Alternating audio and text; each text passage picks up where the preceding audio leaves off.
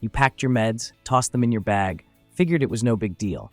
But then TSA pulls you aside, and suddenly that harmless bottle of cough syrup is holding up the line.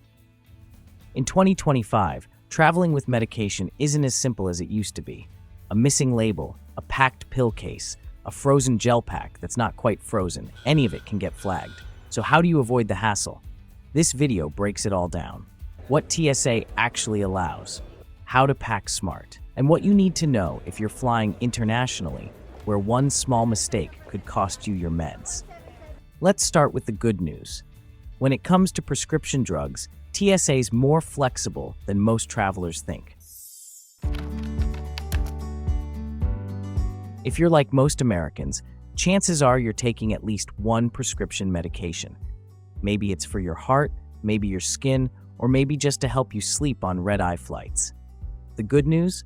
TSA is actually way more flexible with prescriptions than most people think. You're allowed to bring any FDA-approved prescription drug, pills, creams, liquids, injectables. There's no limit on quantity. Yep, really. And if it's a liquid, it's exempt from that dreaded 311 rule. You don't need to squeeze your prescription eye drops into a quart-sized Ziploc or pretend your cough syrup is just really thick water. You can bring it as is. The only catch? You need to take it out of your bag during screening and let the TSA officer know it's medication. That simple step saves everyone a lot of awkwardness. So whether you're flying with insulin, pre-filled pens like OmniPen, or prescription creams for eczema or psoriasis, pack what you need. No one's stopping you. And if your meds need to stay cold, like insulin or pre-filled injectables, yes, you can bring cold packs. Just be mindful of how they're packed. We'll cover that more in a bit. Keep your meds in their original labeled bottles if possible.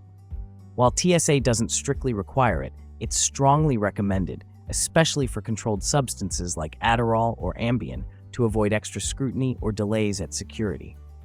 One last thing, never check prescription meds unless you absolutely have to. Keep them in your carry-on. If your bag gets lost, so do your meds, and nobody wants to play guess the dosage in a foreign pharmacy at midnight. When people stress about flying with meds, it's usually the prescriptions that cause the panic, especially the controlled ones. Those get all the attention. But what about your everyday stuff? The Tylenol, the Dayquil, the allergy meds that keep you from sneezing through takeoff. Here's the deal. TSA isn't sweating your over-the-counter meds. You can bring as many pain relievers, antacids, or cold meds as you want. Pills, tablets, caplets, whatever shape they come in. TSA doesn't limit how many you carry. They don't need to be in the original bottle. They don't even need to be labeled. As long as it's solid and clearly for personal use, you're good. Even liquid meds like cough syrup or saline solution, also allowed. And yes, they're exempt from the 311 liquids rule. You don't need to decant your NyQuil into a travel-size container or pray that TSA mistakes your contact lens solution for mouthwash. Just pull it out of your bag at the checkpoint and tell them it's medication. That's it. Same goes for medical creams and gels.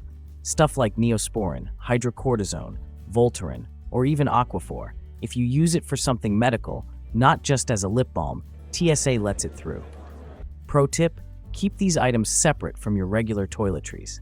That way, if a TSA agent asks what something is, you're not digging through shampoo bottles to find your eye drops. It makes the whole process quicker and avoids those awkward conversations where you're trying to explain why your anti-itch cream is next to your mascara.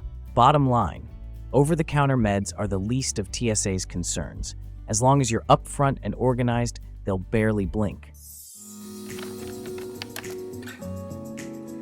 Let's say you're traveling with a CPAP machine or an insulin pump, maybe even just a few syringes that go with your injectable meds. Good news, TSA allows all of it. In fact, most medical devices, even needles, are totally fine to bring on board, as long as they're clearly connected to your treatment. No need to hide them. No need to feel weird. You're not breaking the rules, you're just taking care of your health. That said, how you pack them matters. These devices are usually best kept in your carry-on, not checked luggage. Why? Because checked bags get lost, tossed, crushed. And if you need to use something mid-flight, good luck getting to it in the cargo hold.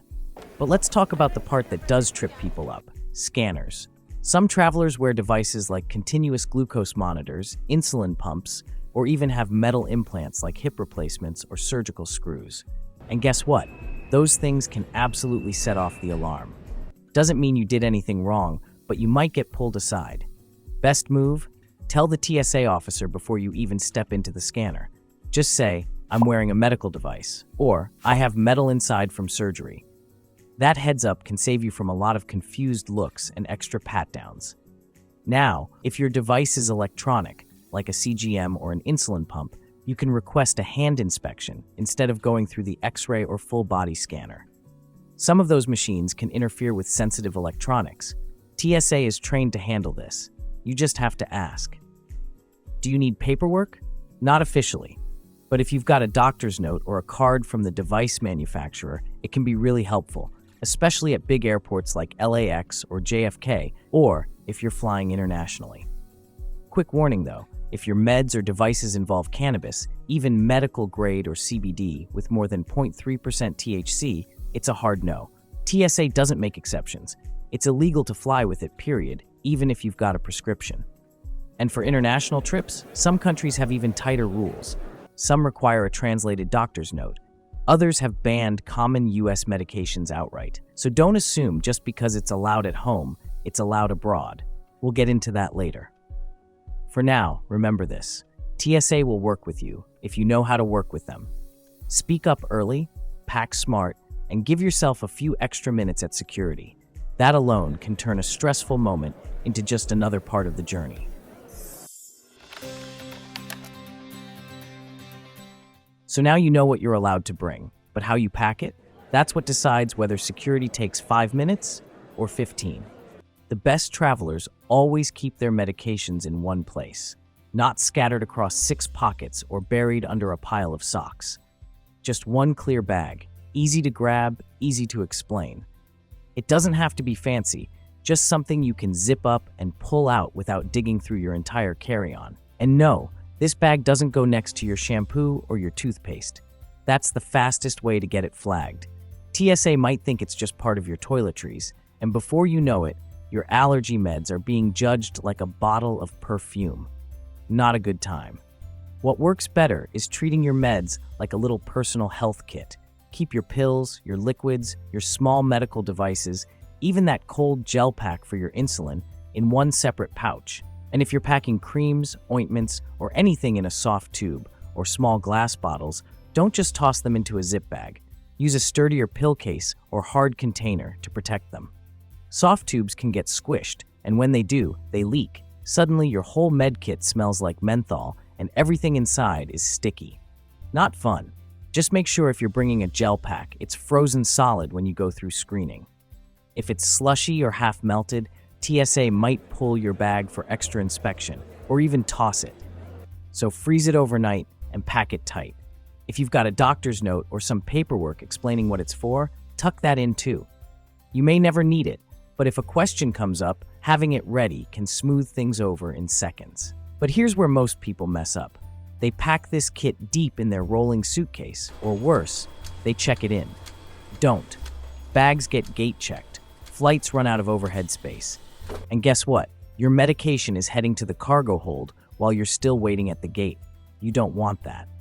The safest move? Keep it in your personal item, the bag that stays with you from takeoff to touchdown. Backpack, tote, crossbody. It doesn't matter as long as it fits under the seat and stays within reach. And if a TSA officer asks about your meds, you're ready. One zipper, one explanation, one smooth walkthrough, no delays, no stress. It's a small thing, but packing smart can make a huge difference, especially on a day when everything else feels out of your control. Most people think flying with meds is just about getting through TSA. But if you're heading out on a long trip or flying internationally, it starts way earlier than the security line. First rule, always bring more than you think you'll need. Pack enough medication to last your entire trip, then add at least 5 to 7 extra days. Flights get canceled, bags get rerouted, and running out of medication in another country is not the kind of travel story you want to bring home. If you're running low before the trip, act early. especially if you take controlled medications. These aren't like grabbing Tylenol from CVS. Some can't be refilled electronically. Others require a fresh prescription or ID verification. And trust me, your doctor's office doesn't want a panicked email at 4:45 p.m. the day before you fly. Give them time to help you properly. And here's something a lot of travelers forget. Make a full list of your medications. Write it down. Print a copy. Save another on your phone. Include the drug names, dosages, how often you take them, why you take them, and your prescribing doctor's info. It's not just useful if your bag goes missing, it also makes any security or customs questions a whole lot easier to handle. Because in travel, surprises are inevitable, but running into problems with your meds, that's one you can absolutely prevent. Getting through TSA might be smooth, but at international customs, that's where things get tricky. You step off the plane, and suddenly that bottle of cough syrup isn't just cough syrup anymore. Customs pulls it aside. No label, no prescription, no explanation. They confiscate it, and now you're explaining your health to someone in a uniform who doesn't speak your language. So here's the rule. If you're flying internationally, keep your medications in their original labeled containers whenever possible. That pharmacy label might mean much to you, but to a customs officer, it's what keeps your meds from looking suspicious. And don't assume being organized means tossing all your pills into one weekly box. In the US, it's fine. Abroad, it can look like smuggling. If you use a pill organizer, carry photos of each original bottle, or a note from your doctor explaining what each pill is. The more clarity you give them, the less likely they are to pull you aside. And one detail that surprises people, the name on your medication label should match your passport exactly, not your nickname. Not your middle name left out. Exactly. In some countries, a mismatch can mean serious questions or serious delays. Just because you can buy it at CVS doesn't mean you can fly with it overseas. Some everyday meds, like pseudoephedrine or certain sleep aids, are tightly controlled or outright banned in countries like Japan, the UAE, or Singapore. There are travelers who've been stopped just for carrying over-the-counter cold medicine through Tokyo. Others had pills confiscated during layovers, even when they never left the airport. And no, but it's legal back home won't help at customs. That's why you need to check the rules for every country on your route, not just where you're landing, but any place you're transiting through. If a customs officer inspects your bag mid-connection, your meds could still get flagged. So before you fly, research. Print out the drug list. If needed, get it translated. And if you're carrying anything uncommon, ask your doctor for a note explaining what it is and why you need it. You might never have to show it, but if someone questions you, you'll be glad it's there. Because when it comes to medications, crossing a border means playing by someone else's rules. The better prepared you are, the easier that conversation goes. At the end of the day, traveling with medication isn't about memorizing every TSA guideline. It's about being prepared enough that nothing slows you down. Keep things labeled, pack smart, know what to expect. Because when your health is on the line, the last thing you need is a surprise at security. And if you're flying internationally, that's where things get serious. So in our next video, we're diving into what really happens at customs and how to keep your meds from getting held, questioned, or tossed the moment you land. If this helped, don't forget to like, share it with someone who needs it, or drop a question in the comments. We'll answer as many as we can. Safe travels, and see you at the gate.